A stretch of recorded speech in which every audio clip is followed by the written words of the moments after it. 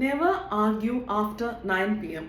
നിങ്ങളൊരു കപ്പിളാണ്, ഒരു റിലേഷൻഷിപ്പിലാണ് എങ്കിൽ ഈ റൂള് ഡെഫിനറ്റ് ആയിട്ടും നിങ്ങളുടെ ലൈഫിൽ ഫോളോ ചെയ്യാൻ ശ്രമിക്കുക. റീസൺ എന്താണെന്ന് വെച്ചാൽ, ഒരു സന്ധ്യയൊക്കെ കഴിയുമ്പോഴത്തേക്ക് നമ്മുടെ ബ്രെയിൻ ഒരു ടയേർഡ് സ്റ്റേറ്റിലോട്ടായിരിക്കും പോകുന്നത്. ഹസ്ബൻഡിൻ്റെ ആയാലും വൈഫിൻ്റെ ആയാലും രണ്ടുപേരും ഒരു ടയേർഡ് സ്റ്റേറ്റിലായിരിക്കും. അപ്പം ഒരു ചെറിയ കാരണമാണെങ്കിൽ പോലും നമ്മളത് ഒരു പറഞ്ഞു തുടങ്ങുമ്പോഴത്തേക്കും ഒരു വലിയ വഴക്കിലോട്ട് പോകാനുള്ള ചാൻസ് ഉണ്ട്. ചെറിയ സില്ലി മാറ്റർ ആയിരിക്കും നമ്മളെ ഡിസ്റ്റർബ് ചെയ്ത് നമ്മളത് ചെറിയ ചെറിയ കാര്യങ്ങൾ പറഞ്ഞ് അതൊരു വലിയ ആർഗ്യുമെന്റിലേക്ക് പോകാനാണ് അവിടെ ഒരു ചാൻസ് വരിക. പിന്നെ നമ്മൾ ആ ഒരു വലിയ ഫൈറ്റ് നടത്തി അതോടുകൂടിയായിരിക്കും ചിലപ്പോൾ ഉറങ്ങാൻ പോകുന്നത് തന്നെ. പക്ഷെ നിങ്ങളൊരു ഡിസ്റ്റർബ് ചെയ്ത് എന്തെങ്കിലും കാര്യം ഉണ്ടെങ്കിൽ അത് ആ ഒരു റീസണുമായിട്ട് മിണ്ടാതെ കിടക്കണം എന്നല്ല ഞാൻ പറയുന്നത്.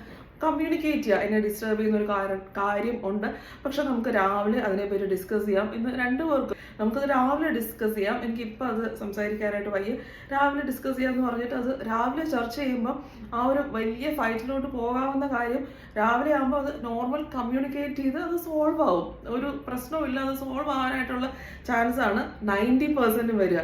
നേരെ മറിച്ച് ഈ സെയിം ഇഷ്യൂ നിങ്ങൾ രാത്രിയിൽ ഒരു 8-8:30 അല്ലെങ്കിൽ ഒരു 7:30 ആ സമയം കഴിഞ്ഞിട്ടാണ് ചർച്ച ചെയ്യുന്നതെങ്കിൽ ചിലപ്പോൾ ആ സെയിം കാര്യം തന്നെ ഒരു വലിയ ബ്ലാസ്റ്റ് ആയി തീരാൻ ചാൻസ് ഉണ്ട്.